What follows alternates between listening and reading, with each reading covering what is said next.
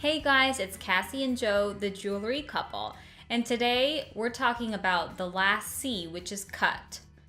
I think it's very important because the cut of your diamond is where the life comes from, the sparkle, and the brilliance. Well, that's the final C. We've already talked about the carat weight, how big the stone is. We talked about the color, how white the stone is. We talked about the clarity, where the imperfections are. Now we're talking strictly about proportions of the diamond and how that makes that light, that sparkle, that brilliance, that fire.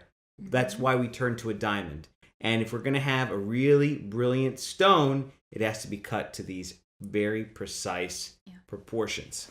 So the first caveat, I should say, for cut grade is if we look on a GIA certificate, laboratory certificate, it's going to have a cut grade only on round, brilliant cut diamonds. That was a little pop quiz for her. But she knew it right off the bat. Yes. That's number one contingency because everybody is like, well, I want a princess cut and I want it to be excellent cut. Well, no, first thing I have to say... Accent. Well, we're talking about from Texas here because I grew up in Texas. But they want to say, I want an excellent cut princess cut, or I want an excellent cut cushion cut. Well, the only cut grade for that is with round, brilliant stones. Right. But marquee, pear, princess cut, everything else, you want to have a nice polish, symmetry all around, beautiful stone. But technically, round, brilliant cut diamonds are the ones that have the GIA cut grade.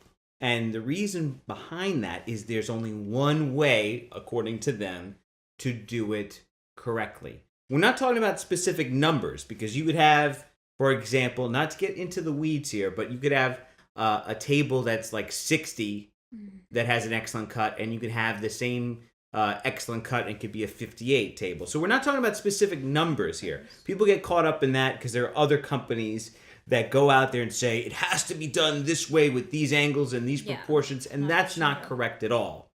So you need to realize that the cut grade is there to guide you in buying round, brilliant diamonds. So what are they? Let's bring the chart up. Wherever it goes, we're going to put it up for you. Like our new setup here, it's a little more intimate and less distracting with the screen too. So we'll do a lot of our little graphics on the screen here. So we're going to bring that up right now. So what do we have? We have excellent cut. That's the best. There's nothing better. I hear some people say what? Aster ideal. I think it's one of them, like, made up. Yeah, you're going to get a really informal talk with us because we're going to be really candid and tell you what we really think about this stuff. There's so much bull with hearts and arrows. You may have heard of that. This is the Tolkowski cut, the Leo diamond. No. If you want the top level diamonds, round diamonds we're talking right now specifically, they're going to be excellent cut because there's nothing better than that. Ideal, super ideal. Yeah. They have websites like Blue Nile or James Allen. They have their own marketed stuff. That's fine. I'm sure they're very nice. But they're going to have an excellent cut grade as well. So that's really, you need to focus on the GIA having that top cut. Another grade, which is right under that, and we're talking about still the top tier stones could still have very good, then good.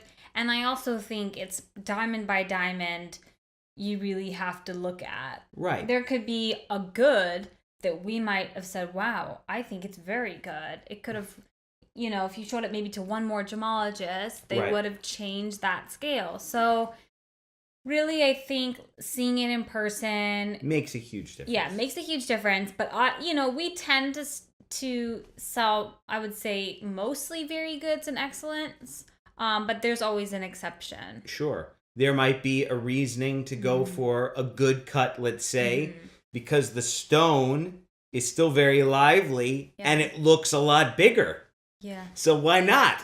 You're getting something returned. You might pay a little bit less, and then you really have it may look 20 points bigger. Right. So that might make a lot of sense. Now, if it was the reverse, you'd obviously don't want to have that.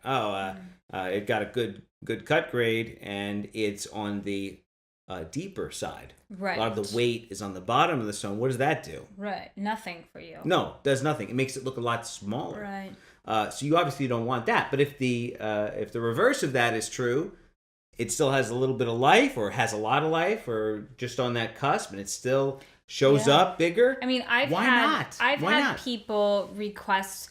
They're like, I don't even care so much about the carat weight or the cut grade. I want the biggest looking round for my price range as possible, with still having a nice color and clarity. But can you find me something that's cut really heavy on top? And that's what's important to me, is what, they can see to the eye. And it's like, so everybody's different, but generally speaking, sticking to the top, you're going to be like on the safer. This is all improvised. All right. We have a slight discussion, small discussion before we do these videos.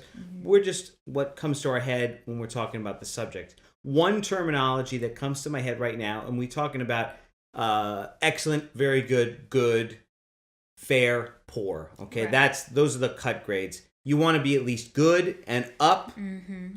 Very good and excellent are going to be those prime stones. I would not discount a very good cut and say I only want excellence. If that's what you want to do, fine.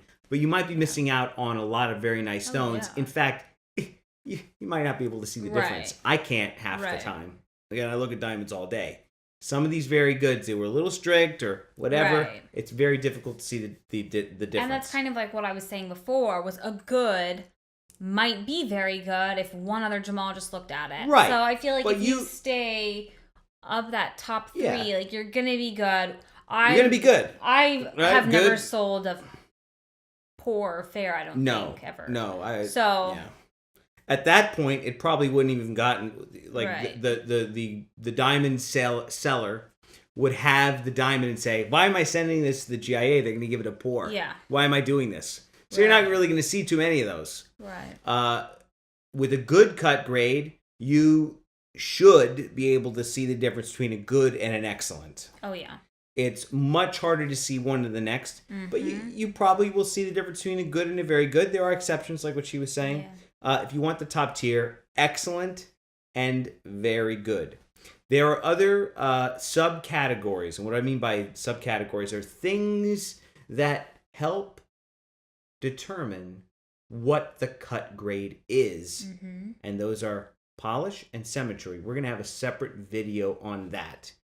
My last comment was pertaining to cut with the good, and you mentioned this, was the trade term bluffy.